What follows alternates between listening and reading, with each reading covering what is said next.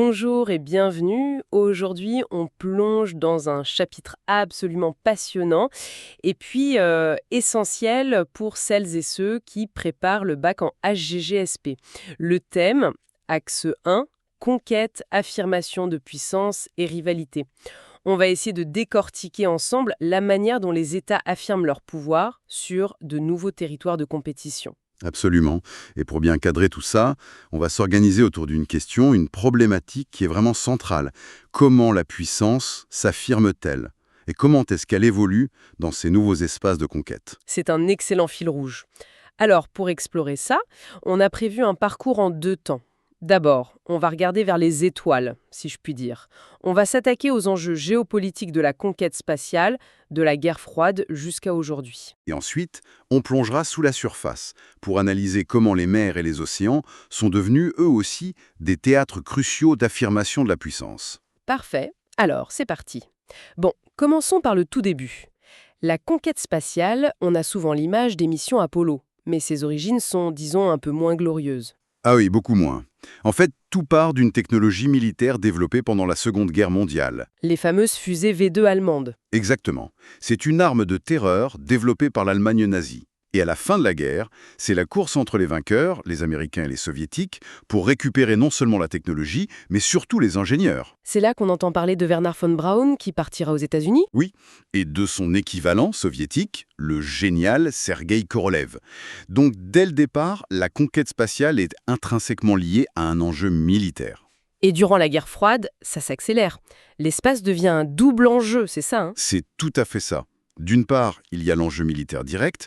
On développe des missiles balistiques intercontinentaux, les fameux ICBM. C'est le cœur de la dissuasion nucléaire.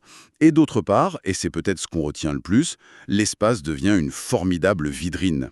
Une vitrine idéologique. Voilà, c'est une bataille d'images. Chaque exploit, chaque lancement, c'est une occasion de prouver la supériorité de son modèle, capitaliste ou communiste. La propagande est partout. On le voit bien sur les affiches de l'époque, que ce soit The Race to Space côté américain ou les affiches soviétiques qui clament gloire à l'homme soviétique. Et à ce jeu-là, au début, il faut bien le dire, ce sont les soviétiques qui dominent. Oui, c'est le fameux choc Spoutnik en octobre 1957. Le premier satellite artificiel est soviétique. Ça a dû être une onde de choc terrible aux États-Unis. Un traumatisme vraiment. Et l'URSS enchaîne les premières. La chaîne Laïka, puis le premier homme dans l'espace, Yuri Gagarin, en 1961. La première femme aussi, Valentina Tereshkova, en 1963. Pour le dirigeant de l'URSS, Khrouchtchev, le vol de Gagarine, c'est un triomphe des idées léninistes. Cette avance est perçue aux États-Unis comme une humiliation, bien sûr, mais aussi comme une menace militaire très concrète. La réaction est donc rapide. La NASA est créée en 1958. Mais les débuts sont difficiles. Il faut attendre un certain discours pour que la machine américaine se lance vraiment. Oui, c'est le président John F. Kennedy, en 1961, qui va changer la donne. Il fixe un objectif qui paraît presque fou à l'époque. Nous avons choisi d'aller sur la Lune au cours de cette décennie. Exactement. L'enjeu n'est plus de rattraper les soviétiques, mais de les dépasser de manière spectaculaire, de gagner la course. Et la suite, on la connaît. Le 20 juillet 1969, Neil Armstrong et Buzz Aldrin marchent sur la Lune. C'est une victoire médiatique et technologique immense pour les États-Unis. Absolument. Et par la suite, les Américains continuent d'innover. Les navettes spatiales dans les années 80, ou encore le projet un peu fou de Reagan, l'initiative de défense stratégique. La guerre des étoiles. Voilà, un bouclier antimissile qui visait aussi à épuiser financièrement l'URSS dans cette course. Mais il n'y a pas eu que de la compétition, il y a eu des moments de coopération, non? Oui, heureusement. Pendant la période de la détente, il y a eu cette fameuse mission Apollo-Soyouz en 1975. C'est un apaisement symbolique, mais aussi dicté par une réalité objective. Les coûts de la conquête spatiale sont devenus astronomiques, sans mauvais jeu de mots. Après la fin de la guerre froide, le paysage change du tout au tout. Ce n'est plus un duel. Non. Le jeu s'ouvre. De nouveaux acteurs arrivent. D'abord l'Europe, avec l'Agence spatiale européenne, l'ESA, et surtout le succès de son lanceur Ariane, dès 1979. Et plus récemment, on voit arriver les puissances émergentes. Oui, la Chine en tête. La CNSA, son agence spatiale, a un programme extrêmement ambitieux. Ils ont posé un rover sur la face cachée de la Lune en 2019, ce qui est une première mondiale. Et leur programme spatial est très lié à leurs ambitions géopolitiques globales. Tout à fait. C'est lié aux télécommunications, aux militaires, et même à leur grand projet des nouvelles routes de la soie. Et on ne peut pas oublier l'Inde. Certainement pas. L'Inde, avec l'ISRO, s'est affirmée comme une puissance spatiale majeure, souvent avec une approche low-cost très innovante.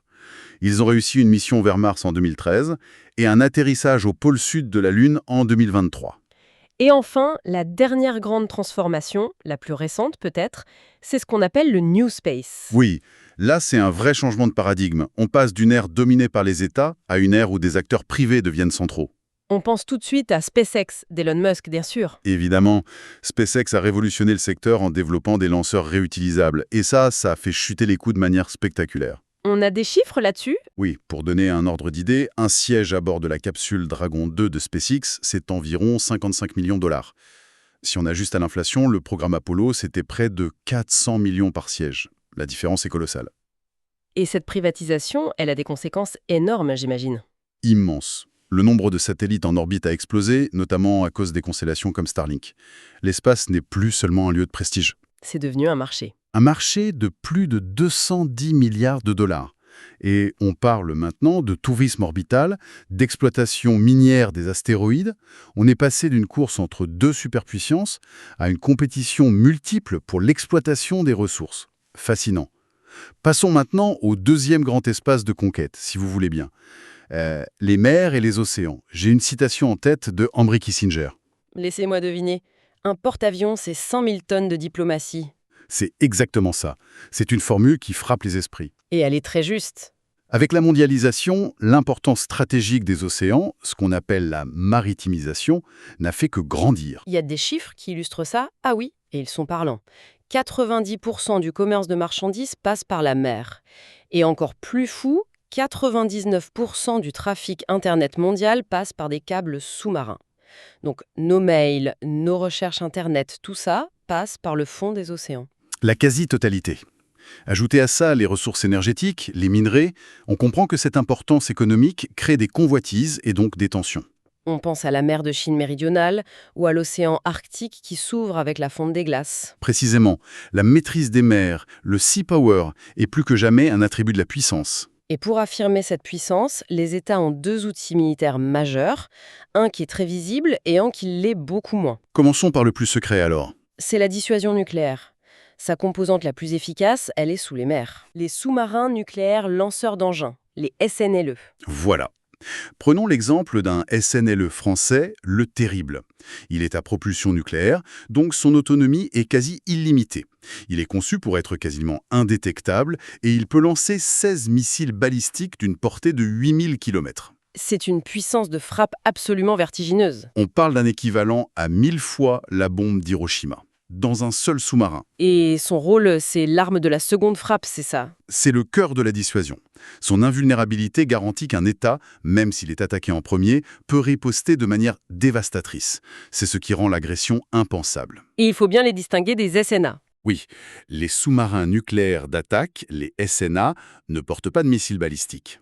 Ce sont des chasseurs, conçus pour le renseignement ou pour escorter un porte-avions par exemple. Le club des détenteurs de SNLE est très fermé. On a les États-Unis, la Russie, la Chine, le Royaume-Uni, la France et l'Inde, c'est tout. Oui, 6 puissances seulement. Le deuxième outil, c'est la projection de puissance. C'est la capacité à déployer ses forces militaires loin de chez soi. Et là, l'instrument par excellence, c'est le groupe aéronaval, qui est organisé autour d'un porte-avions. C'est une véritable base aérienne mobile qui peut se déplacer partout. C'est une flexibilité diplomatique et militaire énorme. Inégalée. On estime que 95% des zones urbanisées du monde peuvent être atteintes depuis la mer. Et sur ce terrain-là, la hiérarchie est encore plus claire que pour les SNLE. Ah oui, là, l'hégémonie des États-Unis est totale. Ils sont le seul thalassocrator, le maître des mers. L'US Navy, c'est 11 porte-avions à propulsion nucléaire et 7 flottes déployées sur tous les océans. On est sur une autre échelle. Complètement. Derrière, la Marine nationale française et la Royal Navy britannique sont les seules autres marines à disposer d'une capacité de projection mondiale complète, mais avec un seul porte-avions chacune. Mais là encore, comme pour l'espace, le paysage est en train de bouger. Oui, on assiste à une sorte de course aux armements navals, notamment avec l'émergence de nouvelles puissances. La Chine et l'Inde, principalement. En effet, la Chine développe sa flotte à une vitesse spectaculaire. Elle a mis en service son premier porte-avions en 2011 et elle ambitionne d'en avoir 4 ou 5 d'ici 2030. L'Inde, de son côté, vise 3 porte-avions. La Russie aussi cherche à réaffirmer sa présence. On arrive au terme de notre analyse. Il est temps de synthétiser un peu les points clés. Oui, alors, si on résume. Dans un premier temps, on a vu que la conquête spatiale est née de la technologie militaire allemande. Elle a été un terrain d'affrontement idéologique majeur pendant la guerre froide entre les États-Unis et l'URSS. D'abord dominée par les Soviétiques, la course a finalement basculé en faveur des Américains, avec la Lune. Aujourd'hui, cet espace est devenu multipolaire. Il y a de nouvelles puissances étatiques comme la Chine et l'Inde. Et surtout, il y a l'arrivée d'acteurs privés, le New Space, qui transforme les enjeux vers une exploitation qui est à la fois commerciale et stratégique. Dans un second temps, on a analysé comment les mers et les océans sont des espaces essentiels pour affirmer sa puissance au XXIe siècle. Leur importance économique, avec la mondialisation, en fait des zones de convoitise et de rivalité. Et la puissance navale, elle s'exprime de 2 manières. D'abord, la dissuasion nucléaire, avec les discrets et redoutables SNLE, et ensuite, la projection de force incarnée par les porte-avions.